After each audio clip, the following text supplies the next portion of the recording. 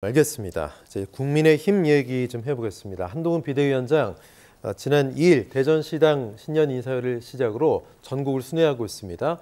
자, 그런데 부산에서는 유독 1박 2일 일정을 잡았습니다. 부산 행보 좀 공을 들이겠다는 건지 어떤 전략적인 속내가 있다고 보세요, 조 교수님? 아니 저는 그거보다 불안감이 커졌다고 생각해요. 그러니까 부산은 원래 이제 전통적으로 좀 보수 진영이 지지를 많이 받는 곳 아니겠어요. 지금 현역 의원들도 보수 출신들이 많고요. 그런 상황인데 1박 2일을 있는다고 하는 것은 부산의 민심이 흔들리고 있는 것에 대한 반증이라고 생각해요.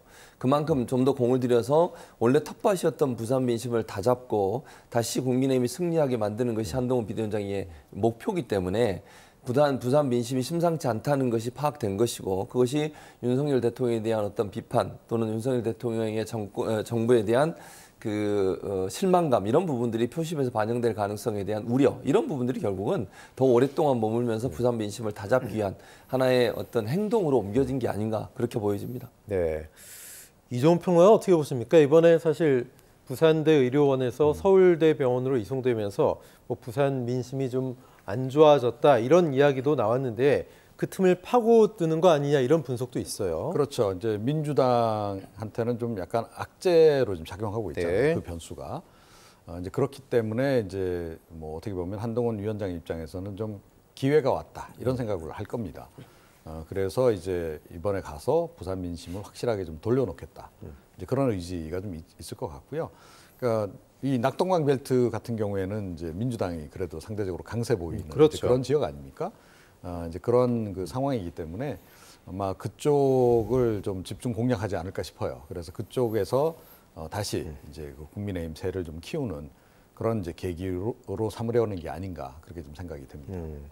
지금 저희가 지역의 어떤 부산과 서울대 병원 간의 갈등 이런 것들이 사실 이 총선 국면에서 어떻게 보면 이재명 대표 필습이라는 좀 불행한 그런 사건에 얽혀서 이용당한 거 아니냐 아까도 그런 말씀 잠시 했지만 부산의 민심이 민주당 입장에서는 조금 고약해졌다라는 것도 어느 정도 사실일 수도 있거든요. 그거에 대해서 한동훈 위원장이 파고드는 전략이다. 최 교수님 이거에 대해서는 동의하십니까? 저는 동의하지 않죠. 그러니까 예를 들면 부산대 병원에서 이송하는 과정에 있어 서울대 병원의 그 외상센터의 전문가하고 그리고 부산대 병원의 외상 권역센터인가요? 중증외상센터장하고 통화를 해서 결정한 문제예요. 물론 가족의 의견도 반영이 됐겠죠. 근데 그것이 부산을 무시한 행동이라고 저는 보지 않습니다. 어느 누구든 병원에 치료를 잘 받을 수 있는 사람 또 부산대 그러면 외상센터에서도 그런 부분을 판단 안 하고 이재명 대표를 이송을 했겠습니까? 저는 아니라고 생각하거든요.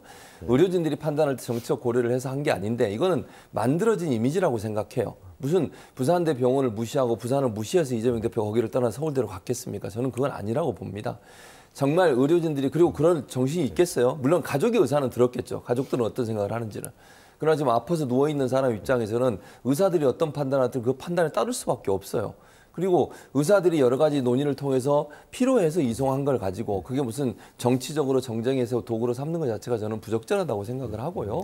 그런 점에서 본다고 하면 이재명 대표가 부산대 병원에 서울대 병원에 이송한 문제가 크게 민심에 영향을 미칠 요소는 아니라고 생각해요. 물론 언론에서 그런 부분들을 부각해서 보도하다 보니까 그게 쟁점화된 부분이 있긴 합니다만 그것도 대단히 저는 바람직한 보도의 태도는 아니라고 생각합니다. 네, 부산은 현역 의원 18명 가운데 15명이 국민의힘 소속 의원이죠. 여당의 텃밭으로 분류되는 지역인데 최근 총선 레이스 초반 최대 복병으로 좀 부각이 된 그런 느낌이 있습니다. 구체적으로 한동훈 위원장이 어떤 전략으로 좀 더 다잡을 거라고 예상하세요? 네, 뭐 한동훈 위원장의 기본적인 내년 총선 전략은 이미 본인이 이 비대위원장 수락 연설할 때 다 나온 거잖아요. 1차 타겟은 이제 이재명, 2차 타겟은 더불어민주당의 386.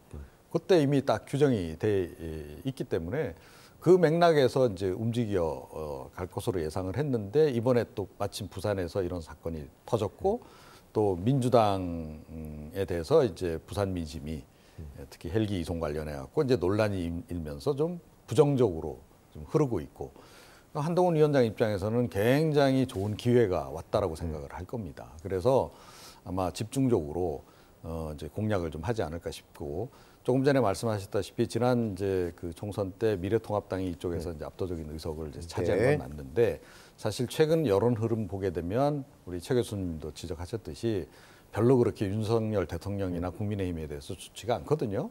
그럼 자칫 잘못하면 뭐 한 3분의 1 이상을 지금 내줘야 되는 상황이 올 수도 있는 그런 이제 국면이었는데 이번 일이 이제 그걸 다시 한번 반전시킬 수 있는 계기다.